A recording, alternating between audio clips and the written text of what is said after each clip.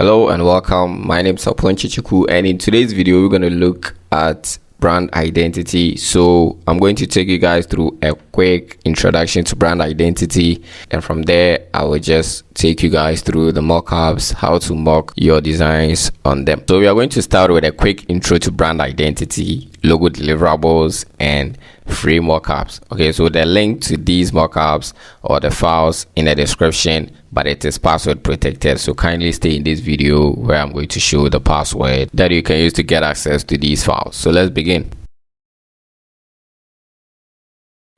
Okay, so this is what we have here, and it's not everything that's here. Okay, for instance, there could be iconography. I haven't designed the letterhead, envelope designs, and the rest, and even the recommended logo sizes for stationery printouts and soft copies usage, such as profiles, maybe mobile app icons, or the appropriate or recommended sizes. Okay, I will leave that either in the resources or I will show it up in this video, but at least you should have these artboards in here.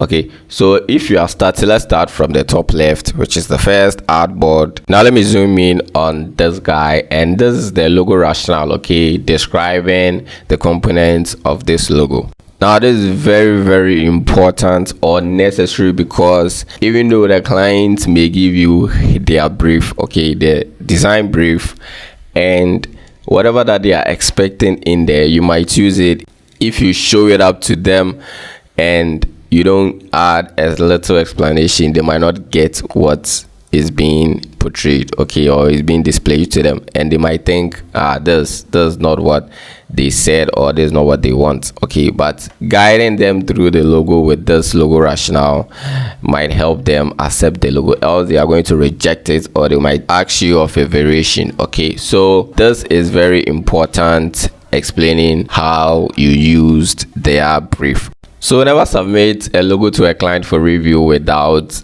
this logo rationale, explaining the components of the logo to the client to make things clearer to them. Okay, else they are going to ask for another design, and without you summarizing things to make things clearer to them, they are going to reject it. Even if you show them 9 variations, 10, 20, they are still not going to get it. Okay, so it's always recommended to accompany your logos with a logo rationale. Okay, so let's move on to the next. So over here, I'm just balancing the logo horizontally and vertically. So don't worry about how I did this. I'll leave a PDF file in the resources which will guide you on how to do that. Okay, so let's move on.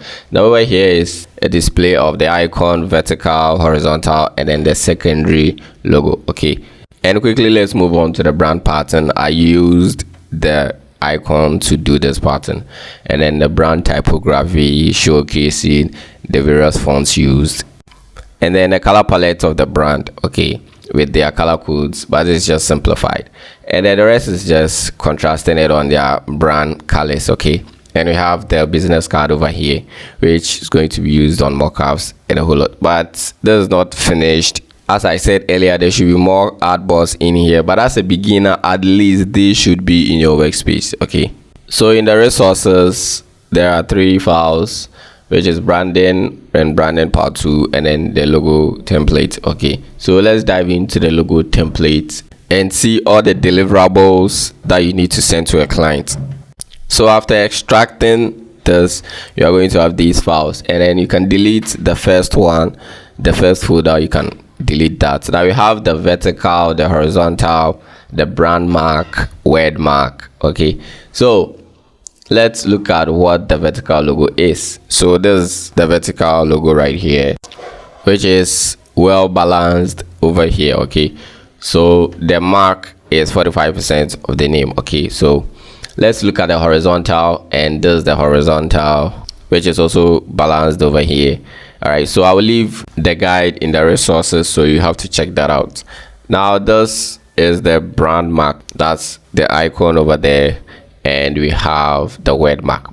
So word marks are made of only typographies in stylized way. Okay, so for example, it's Coca-Cola. That's the simplest one I can give you, but here I made mine hybrid, combining the icon and then the typography. Okay, All right, so when delivering in the vertical logo, there should be two folders, digital and print. Okay, so in the digital there should be subfolders, and they are 4-color: inverse, black, white. Okay, so in the 4-color should be the images of the vertical logo in 4-color. All right, so if you go to inverse, it's where you put the images of the vertical logo inversed. All right, so with the print we have 4-color and then the rest. Okay, so you show the various sizes, appropriate sizes in CMYK and Pantone. Okay, and when you're actually going to print out, you don't just do the printout in RGB. Okay, so these are all the deliverables you just need to give to the client. Don't just do a logo and then you put them on mockups, then you just send PNG files to the client. Okay, so you just have to move to a professional way, which will get you recommendations and a whole lot. Okay, so this cut across. Okay, we have digital and then we have print, and the digital goes to social media and a whole lot of that's going to be shown on screen. Okay, yeah, so in the zip file there is a PDF file, okay, explaining all the deliverables that you need to send to the client. Okay, so we have the AI, we have the EPS, we have the JPEG, PDF, SVG, you have the PNG, RGB, CMYK, Pantone Spot, explaining everything in here to guide you on what to give the client. Okay, so let's move on to the mockups aspect of showing the logo in action. All right, so let's extract these two files, zip files. So you can select, you know how to extract. Okay, extract here, click on that, but mind you, this is password protected and you just need to input the password, and the password that I used on this file, on these files, is Cool Graphics 321. Okay, so you just input that and then you have access to all these mockups. Okay, so these are the mockups for you to start with. Okay, they are top-notch mockups. Okay, that's what I've been using, but if you want more of this, I have Telegram channels that I join and you can also join, and I've done a video on that, so kindly check this video out. Okay, so I'm just showing you that there are files in these folders. Okay, so let's start from the top. Let's look at the box. I'm not going to go through all that, but let's look at the box. So let's double click on this file to open it. Now you can see I have the brand pattern in here. Now if you check on the layers panel, we have adjustments and then where you can place your design. Okay, so if you want to dim some lights down, you can use the adjustment, and then you have to use the layer thumbnail. Double click on the layer thumbnail and then this window will appear, and then you put your design here.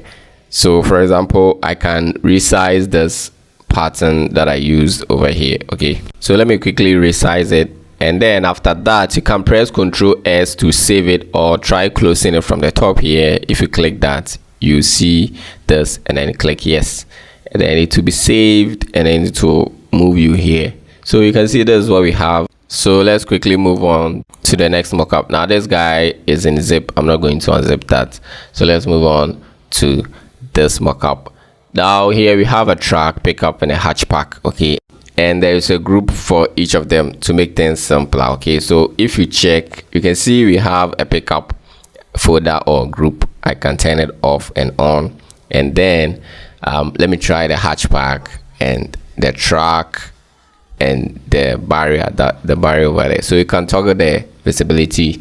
Now let's go and drop down the group of the pickup. Okay, so if you drop it down, there is a subgroup and 1 or 2 layers, and the top one is overlays, and the next is color pickup for the mirror. Okay, the driving mirror, I think. Is it driving mirror? And the next one is where you place the design. Okay, so if you double click on the first one, the color pickup pops up and you can change the color of the mirror. Okay, so that's what's depending on the brand colors and a whole lot. So by double clicking on the thumbnail of the next one, we come over here where we can place our design. Okay, so after placing the design, you can press Ctrl S to save and then close this document up here, and it will take effect So going to the hatch pack, and it has its own group. Okay, so you drop it down, and same way as I explained, you can just use the thumbnails to make changes to the various sections. Okay, so these should be easier to use. Now let's move on to hearts and caps. Okay, so I'm going to open these. All right, so what we have here is these beanie. Is it beanie or what? Okay, so you can see I'm just mocking up the patterns on these designs just to make them top notch. Okay, so same way you have to use the thumbnails. Okay, you double click on the layer thumbnails and it will take you to where you can place your designs, and we have various sections for here. We have the top, we have the mid, and then the bottom one. Okay, so if you toggle the visibility, you can know where you are placing the specific design. Okay, so let's move on to the rest of the, and this guy right here is very nice. Okay, so your client seeing these, there's no way they are going to reject your presentation. Okay, you just have to make things more professional, more classic, more top notch. Okay, even if they won't go for hoodies or cars, they don't have cars, them seeing their logo or brand displayed or in action, nah, they are going for it. So same way, I'm not going to talk much about this, but this hoodie has so many sections that you need to take your time and then apply, because it's very complicated. Okay, it has so many parts that you need to mock. So if you want the best, you just have to take your time and do it step by step. And this is the review in case you want to show it. Okay, so